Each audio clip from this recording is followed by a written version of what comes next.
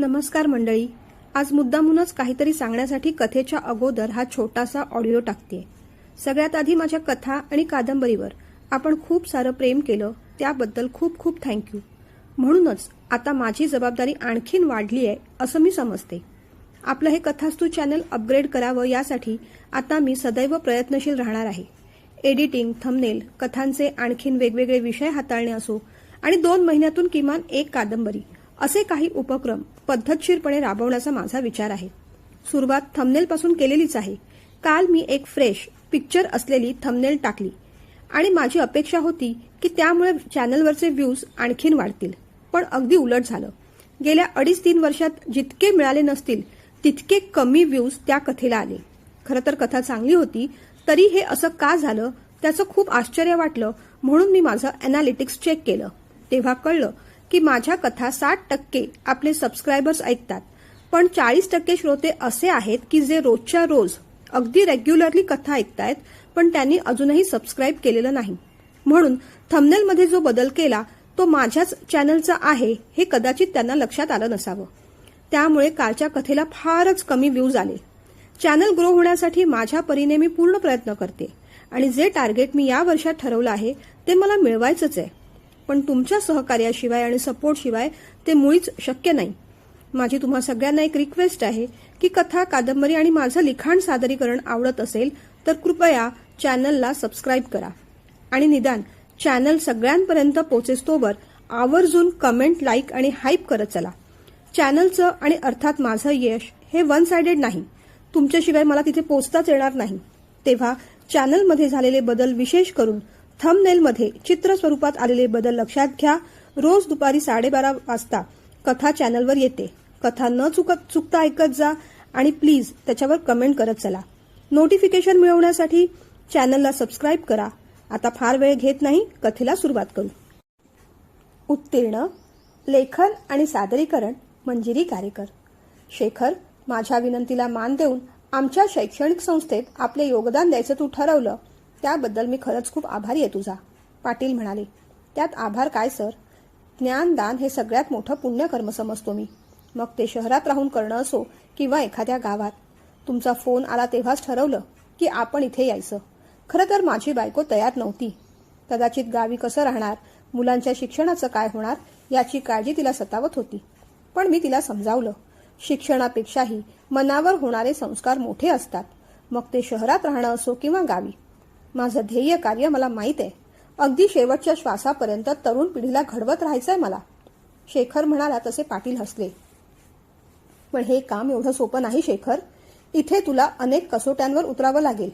राजकारणी मंडळींची मुलं सुद्धा याच कॉलेजमध्ये शिकतात आणि गरीब कामगारांची, शेतकऱ्यांची सुद्धा.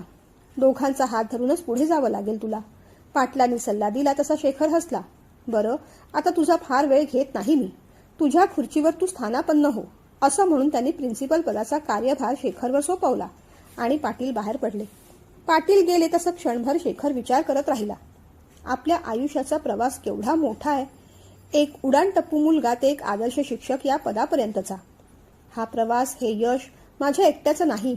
त्यात अनेक जणांचा सहभाग आहे आणि त्यात सगळ्यात मोठा वाटा आहे तो कुलकर्णी मॅडमचा. कुलकर्णी मॅडमचा विचार आला आणि त्याच्या डोळ्यात टचकन पाणी आलं. आपण एखाद्याचं वाईट करावं आणि बदला न घेता तो त्याच्या मार्गाने आपल्याला आशीर्वादच देऊन निघून जावा. हे असं घडतं ना, तेव्हा माणूस अपराधीपणाच्या सर्वोत्तम पायरीवर बसलेला असतो. पश्चाताप होत असतो. आपल्या परीने प्रायश्चित्त सुद्धा घेतलेलं असतं. पण आपली क्षमा त्या समोरच्यापर्यंत पोहोचली की नाही हे मात्र कळत नसतं. त्या घटनेनंतर त्याने कुलकर्णी मॅडमना शोधलं का नसेल. मदमस्त मस्ती संपली, मस्तीचा पूर ओसरला तेव्हा तो भानावर आला. आपण काय गुन्हा केला हे जाणवलं. मॅडमची माफी मागावी म्हणून त्यांना शोधून पाहिलं. खूपदा शोधलं, पण त्या भेटल्या मात्र नाहीत. त्या त्यांच्या मार्गाने पुढे गेल्या आणि आपण मात्र त्या दलदलीत अडकून पडलो. हा विचार त्याच्या मनात रोज किमान आत्तापर्यंत 1000 वेळा तरी येऊन गेला असावा. कधीतरी कोणता तरी धागा दोरा मिळेल का की ज्या मार्फत आपली क्षमा मॅडमपर्यंत पोहोचेल. तो क्षणच खरा प्रायश्चित्ताचा असेल. विचार करत असताना कुणीतरी दरवाजा नॉक केला. आत येऊ का सर. कुणीतरी विद्यार्थी होता. हा ये, शेखर म्हणाला. सर, थोडं बोलायचं होतं. बोल ना. अभ्यासासंबंधी काही अडचणी आहेत की कॉलेजच्या व्यवस्थेसंबंधी? शेखरने विचारलं. वेगळाच विषय आहे सर, पण बोलायला थोडी भीती वाटते. तो असं म्हणताच शेखरने त्याला खाली बसवलं. तुझं नाव सांग बेटा, आणि कसलीही अडचण असेल तर मोकळेपणाने सांग. मी खात्री देतो 100% त्यावर मार्ग काढेन मी, आणि त्याचा तुला कसलाही त्रास होणार नाही. शेखरच्या आश्वासनाने मग तो निर्धास्त झाला. सर, मी सेकंड लास्ट इयरचा विद्यार्थी आहे. संस्कार पंडित माझं नाव. आता या परीक्षेचा फिजिक्सचा पेपर आम्हाला खूप कठीण गेला सर. इतका कठीण की पास होणं सुद्धा शक्य नाही आता. फेल झालो तर हे वर्ष फुकट जाणार. एवढं म्हणून तो थांबला. पेपर कठीण गेला की तुम्ही अभ्यासच केला नव्हता? शेखरने शिक्षकी स्टाईलमध्ये विचारलं. दोन्ही. मग फेल झाला तर त्याचे परिणाम भोगायला तयार व्हा. मी तुला कोणतीही मदत करणार नाही या बाबतीत. शेखर कडक आवाजात म्हणाला. मी कोणतीही मदत मागायला आलो नाही सर. संस्कार असं म्हणताच शेखर त्याच्याकडे आश्चर्याने पाहू लागला. मग कशाला आलायस तू? शेखरने आश्चर्याने विचारलं. सर, आम्हा मित्रांचा ग्रुप आहे. त्यात सगळेच श्रीमंत आहेत. काही तर आमदार, खासदार, व्यावसायिकांची मुलं आहेत. कुणालाही फेल व्हायचं नाही म्हणून पैसे देऊन आम्हाला पास करा असं फिजिक्सच्या सरांना सांगायचंय. त्यासाठी जेवढे पैसे लागतील ते द्यायची त्यांची तयारी आहे. पण सरांकडे जाऊन ते काम मी करावं अशी त्यांची अपेक्षा आहे. गेल्या वर्षीपर्यंत कॉलेजमध्ये माझा रेकॉर्ड चांगला होता. चांगले मार्क्स मिळायचे मला. पण या वर्षी मात्र मी घसरलो. मजा, मस्ती, चुकीची संगत इकडेच जास्त लक्ष गेलं माझं. मी सुद्धा या वर्षी नापासच होणार. पण तरीही पैसे देऊन मला पास व्हायचं नाही. मला त्या मुलांची भीती वाटतेय. पण मी जर हे केलं नाही तर ते माझ्या बाबांकडे माझी तक्रार करतील. मी ज्या कोणत्या गोष्टी केल्याही नाहीत त्या बढवून चढवून सांगतील, आणि मला माझ्या बाबांना त्रास व्हायला नकोय. सर, काल तुमचं भाषण ऐकलं मी. त्यात तुम्ही म्हणाला होतात शिक्षण पवित्र असतं. त्याला कधीही कलंकित, अपवित्र करू नये. त्याचा बाजार मांडू नये. तुम्हाला प्रसंगी अपयश येईल. तुम्ही चुकाल, पण त्या चुकातून सुधारा. चुकीचे मार्ग मात्र पकडू नका. आज पैसे देऊन मार्क वाढवले तर पुढच्या वर्षी काय? पुढच्या वर्षीही तसंच कराल. पैसे देऊन डिग्री मिळवता येते, ज्ञान नाही. वडिलांचे पैसे, वशिला आयुष्यभर कुणालाच पुरत नाही. तुमच्या स्वतःमध्ये मग हिंमत कधी येणार? आयुष्यभर तुम्ही रिकामेच राहाल. ही गोष्ट पटली मला सर. मी नापास झालो तर माझ्या बाबांना निश्चितच वाईट वाटेल. पण मी पुन्हा अभ्यास करेन. पुढच्या वर्षी चांगले मार्क मिळवीन. पण चुकीच्या मार्गाने चांगले मार्क नकोत मला. पण माझ्या मित्रांना हा मार्ग नको आहे. त्यांना शॉर्टकट हवाय, आणि ते करण्यासाठी ते मला फोर्स करतायत. म्हणून मी तुमच्याकडे आलोय. यावर तुम्हीच काहीतरी मार्ग काढा. असं म्हणून संस्कार थांबला. त्या मुलाचं शेखरला खूप कौतुक वाटलं. का कुणास ठाऊक त्याच्या बोलण्यात, चेहरेपट्टीत कुलकर्णी मॅडमचाच भास झाला. आणि मुख्य म्हणजे योगायोग असा होता की त्याचं आडनाव पंडित होतं. सहज म्हणून त्याने विचारलं. बरं, मला सांग संस्कार, तुझ्या बाबांचं नाव काय रे? श्रीनिवास पंडित. ते ऐकताच शेखर ताडकन उभा राहिला. श्रीनिवास पंडित? तुझे बाबा काय करतात? आणि तुझ्या आईचं नाव काय? घाईघाईने शेखरने प्रश्न विचारले. ते ऐकून संस्कार थोडा गोंधळला. सर, माझे बाबा रिटायर्ड प्रोफेसर होते. कॉलेजमध्ये शिकवायचे ते. सध्या ते घरीच असतात. शाळेतल्या, कॉलेजच्या मुलांना ट्युशन्स देतात. माझी आई गेल्या वर्षी वारली. ती सुद्धा कॉलेजमध्ये प्रोफेसरच होती. तिचं नाव वीणा पंडित. ते ऐकून शेखरच्या पायाखालची जमीन सरकली. वीणा पंडित म्हणजे वीणा कुलकर्णी मॅडमच. मॅडमनी पंडित सरांशी लग्न केलं? त्याचं डोकं जरा चक्रावल्यासारखं झालं. सर, काय झालं? आता मी काय करू? संस्कारच्या प्रश्नावर तो भानावर आला. तू एक काम कर, तुझ्या सगळ्या मित्रांची नावं मला दे. विश्वास ठेव, हे प्रकरण मी खूप चांगल्या पद्धतीने हाताळेन. त्याला आश्वासन देत शेखर म्हणाला. संस्कार पंडित बाहेर गेल्यानंतर शेखर खुर्चीला टेकून 2 मिनिटं डोळे बंद करून तसाच राहिला. त्याच्या पश्चातापाचा क्षण आज पूर्ण झाला होता. हा संस्कार कुलकर्णी म्हणजे कुलकर्णी मॅडम आणि पंडित सरांचाच मुलगा होता. नावाप्रमाणेच संस्कारी आहे मुलगा. मॅडम, तेव्हा तुम्ही चुकला नव्हतात, आणि आज तुमचा मुलगाही चुकत नाहीये. त्याला तो प्रसंग आठवला. तीच घटना आठवली होती. त्या वर्षी पिकनिकला गेल्यापासून अभ्यासात त्याचं लक्ष नव्हतं. तो प्रेमात पडला होता. त्या वयात हे प्रेम नाही, फक्त आकर्षणच आहे हे सुद्धा कळत नव्हतं. उगीच भावनेमध्ये वाहवत गेला. अभ्यासाकडे दुर्लक्ष झालं आणि पेपर कठीण गेले. असंच सगळ्या शिक्षकांना पैसे देऊन मॅनेज केलं होतं त्यांच्या ग्रुपने. प्रॉब्लेम फक्त कुलकर्णी मॅडमचाच होता. त्यांच्या विषयात पास कसं व्हायचं? मित्रांनी याला गळ घातली. तूच मॅडमशी जाऊन बोल. तू अभ्यासात चांगला होतास. मॅडम तुझ्याशी चांगलं बोलतात. ते तुझं नक्की ऐकतील. शेखरने मग विडा उचलला. काहीही करून काम फत्ते करायचं होतं. कॉलेज सुटल्यानंतर तो कॉलेजच्या बाहेर मॅडमची वाट पाहू लागला. मॅडम दिसताच तो पुढे झाला. भीत भीत त्याने मॅडमना विचारलं, मॅडम थोडं महत्वाचं बोलायचं होतं. हो शेखर, मलाही तुझ्याशी बोलायचं होतं. अलीकडे पाहते ना मी, तुझी संगत चुकतीये. अभ्यासात सुद्धा तुझं लक्ष नाही व्यवस्थित. दरडावत मॅडम म्हणाल्या. हो मॅडम, यावर्षी पेपर कठीण गेलाय. पास होणं कठीण आहे. बाकी सगळ्या विषयात मॅनेज केलंय आम्ही, फक्त तुमच्या विषयामध्ये. पाहिजे तर मोबदला देऊ आम्ही मॅडम. प्लीज यावर्षी पास करा. खरंच सांगतो, पुढच्या वर्षीपासून खूप अभ्यास करीन मी. हात जोडत शेखर म्हणाला. त्याच्या खांद्यावर हात ठेवत मॅडमनी तेच शब्द उच्चारले होते जे काल त्याने आपल्या भाषणात विद्यार्थ्यांसमोर उच्चारले होते. वडिलांच्या वशिलाचे पैसे आयुष्यभर पुरत नाही रे बाळांनो. डिग्री मिळवाल, पण कायमचे ज्ञानाला संस्कारांना मात्र मुकाल. चूक झाली तर मान्य करा, शिक्षा भोगा. प्रसंगी 1 वर्ष वाया गेलं तरी हरकत नाही. पुढच्या वर्षी पुन्हा तयारी करा. म्हणजेच निदान स्वतःच्या नजरेत तरी कधी खाली पडणार नाहीत तुम्ही. कॉलेजच्या परीक्षेत अनुत्तीर्ण झाला तरी चालेल, पण जीवनाच्या परीक्षेत मात्र कधीच अनुत्तीर्ण होऊ नका. उत्तीर्णच व्हा. मॅडम कळकळून सांगत राहिल्या, पण हे लेक्चर शेखरला त्यावेळेस ऐकायचं नव्हतं. ओ मॅडम, असं काय करता? देऊन टाका ना मार्क्स. शेखर म्हणाला. नाही रे, काहीही झालं तरी मी हे चुकीचं काम करणार नाही. शिक्षक हा फक्त 9 ते 5 या वेळेत काम करणारा कर्मचारी नसतो नुसता. त्याची ड्युटी आयुष्यभराची, जन्माजन्मांतरीची असते. तो फक्त ज्ञान नाही तर संस्कार सुद्धा देत असतो.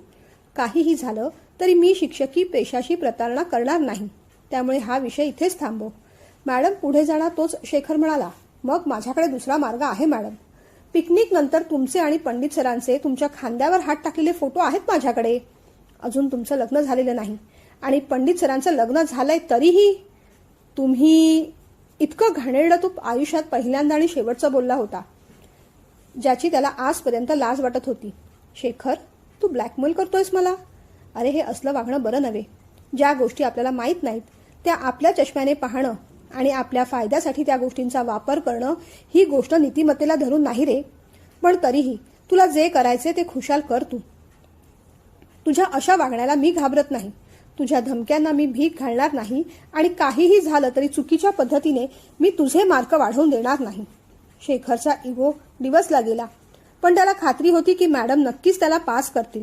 स्वतःच्या कॅरेक्टरची त्यांना नक्कीच काळजी असणार आणि त्यांची जरी गोष्ट सोडली तरी पंडित सरांसाठी ते हे नक्कीच करणार.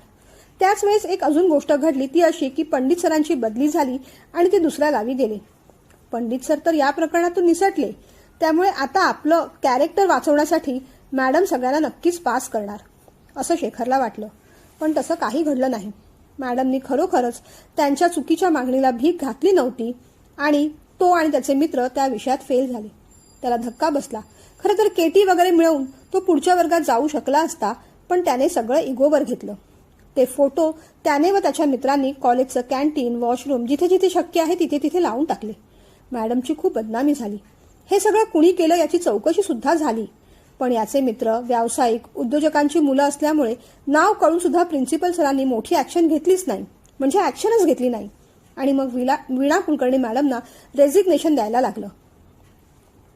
शेवटच्या दिवशी कॉलेजच्या बाहेर गेटजवळ मॅडम त्याला दिसल्या. दोघांची नजरानजर झाली, पण मॅडमच्या डोळ्यात पाणी होतं आणि चेहऱ्यावर मात्र शांत हसू. क्षमा प्रदान करून टाकल्याचे शांत हसू. आपल्याला फेल करणाऱ्या मॅडम सोडून गेल्या हे पाहून त्याच्या मित्रांना तर खूप आनंद झाला. त्यांचा बदला पूर्ण झाला होता, पण शेखरला मात्र ती गोष्ट टोचत राहिली. आपण खूप मोठं पाप केलंय असं त्याला सतत वाटत राहिलं. मॅडमच्या एक एक गोष्टी आठवू लागल्या. अरे बाळांनो, हातात वेळ आहे तसं बदला, नाहीतर निसर्ग किंवा नियती तुमचा बदला घेतल्याशिवाय राहणार नाही. सुधारण्याची खरी इच्छा आणि नियमानुसार ज्ञान माणसाला सावरतं, कारण कुमार्गाने सुख तात्काळ मिळालं तरी ते टिकत नाही. वाईट मार्गाचा लाभ तात्पुरता असतो आणि नाश मात्र कायमचा.